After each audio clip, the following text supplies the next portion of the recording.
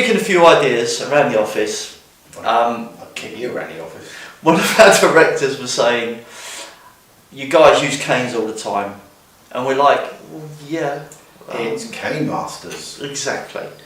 So the idea of this series is that we're not going to use a cane, but we're going to show you what it's like adapting martial arts for people with different disabilities. And maybe they don't have a cane. But what you'll see is, everything you do with the cane, you're doing empty-handed. And the fact, this is going to show you how we adapt. Not that we are just adapting, but the thought process behind taking something from the able-bodied system and making it disability friendly. Hope you enjoy, guys. Hi, and welcome back to another Sunday video. This one we're going to do substitution. We're going to look at how training someone with a disability, you're going to have to swap some moves from the main syllabus to something totally different. So Chris demonstrates the first kick for us. Okay, one of our basic kicks, you've all seen this kick.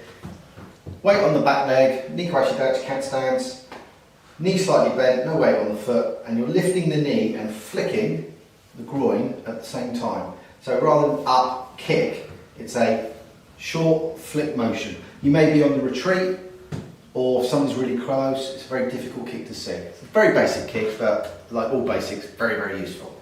Normally, I've got my cane, and it's just a quick flick, but someone took my cane away, Callum. Not bitter. Not bitter. You're not good looking either. Well, this is true.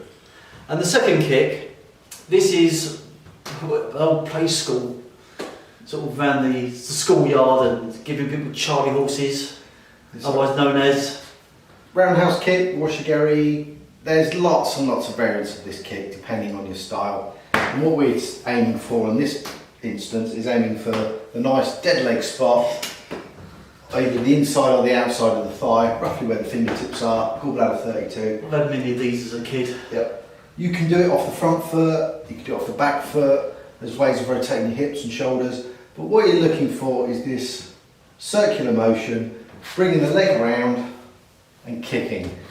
We kick from the instep to the shin. Some styles use the ball of the foot, not a problem. Different styles, different methods, different systems. There's no set way. You'll find the way that works for you. So looking at this, we're in this belt, which would be what, the yellow belt? This will be our first belt. With us, the first belt is a red belt. With other systems, it's a hybrid grade. For us, it's the very first belt. So I've gone along to the club and I want to start grading, and there are videos to show my progression through karate. And part of the syllabus is to perform these kicks. But there's a problem. I'm now stuck in a chair. So we're going to look at how we adapt it, how we change the principle of the kick for my ability and how we can meet the requirements for the syllabus. So let's look at the principle of the first technique. So Chris, Kingeri, front kick, snap kick. What's the principle behind this, my friend? The important thing with this one is pointing the toes down. Right. Because if you put your toes up and try and kick somebody in the groin, your toes are going to get jammed, which you don't want. Yeah. But it's a flick. Those of you chaps who know, being flicked is not very nice whatsoever. Another one of my schoolyard memories. Yes.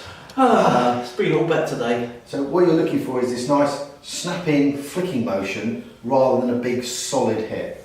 Either is effective, let's not deny it. But for this one, it is a very quick, sharp motion. So are we in line, offline for starters? So you need to be square on. So in this case, we would be square on here. If I try and kick you from here, there are kicks I can do. Yeah. But we're not going to delve into that yet. So for you, I know that I'm perfectly safe from you kicking me in the groin from here. Well, and you've got no cane. Hang on. Yeah, I'll wait. Didn't see that coming, did you? The pain, the suffering, please stop. Right, so what we're going to look at is how we're going to substitute. Well, I've got two good arms. But no cane. No cane, no weapon. So the motion is going to come forward and it's going to come up. Now if I just go slightly on sideways, this is the area I want to hit so desperately. I want to hit. So if Chris is coming in, this is down below, eye line's here, There might be some hand gesturing here. I'm just going to, back of the hand, I'm not going to close the fist, I'm just going to flick up, forward and all the way. So this, I mean, there's no pressure there really, but it's enough to get the clackers going. Even if he missed, my reaction would be, nice one! not the hat. Not the hat! I keep hitting the hat. Yeah.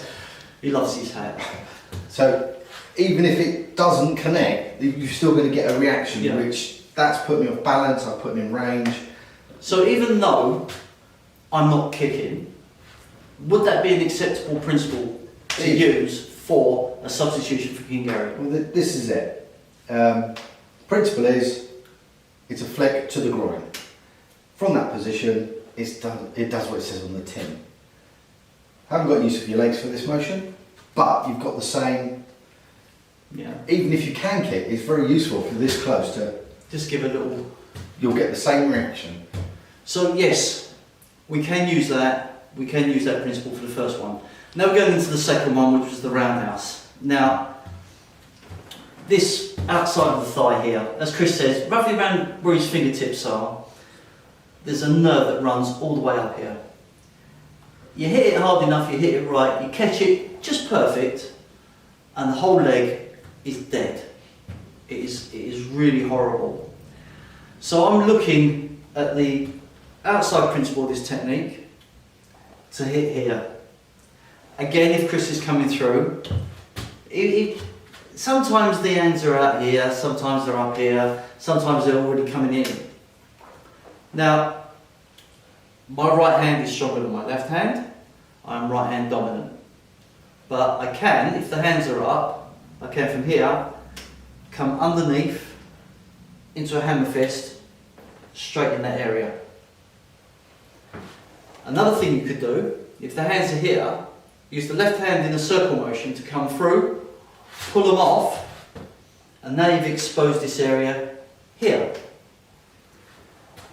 You can, if this is his dominant hand, and I know that he's right-handed, how in an altercation I'm going to know? I don't, but just for this technique, I can bring up the old grab, coming from there. Don't really like that one, but it's again, as the situation arises, things come in. I mean, he could be grabbing for me, push out the way. I've got a good dead side. Do you reckon you clock me with that, mate? No, and don't forget, these are all exposed. Yeah, I mean, I'm primarily going for the leg because trying to get qualified in another system, there's a list of syllabus criteria you have to meet.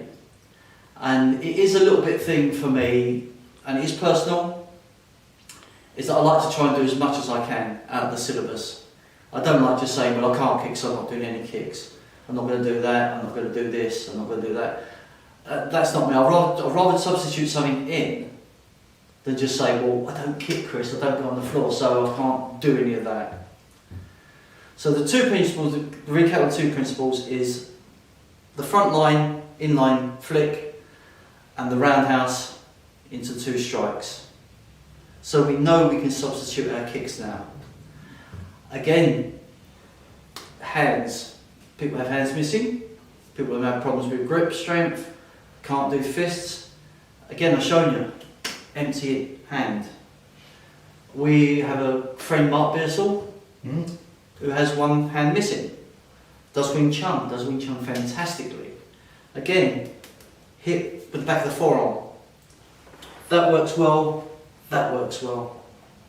Look at substituting, don't look like omitting. Thanks for watching, guys. You make this channel possible. Without you, it's pointless for doing this. We have some merchandising, there's a link down in the description. Please visit, it helps support us, it helps us keep going. Thanks for all of you that have subscribed to the channel already, and if you haven't done so, please do, it is really appreciated. Click the notification bell if you want to be notified when we're on. If you've got a comment, stick it down below. We've had some comments and they've been really, really helpful. Constructive criticism, which is what we want, because we do have a narrow band which we look at, so you are expanding our base as well, which is excellent. Please feel free to share, and as always, Read the fear.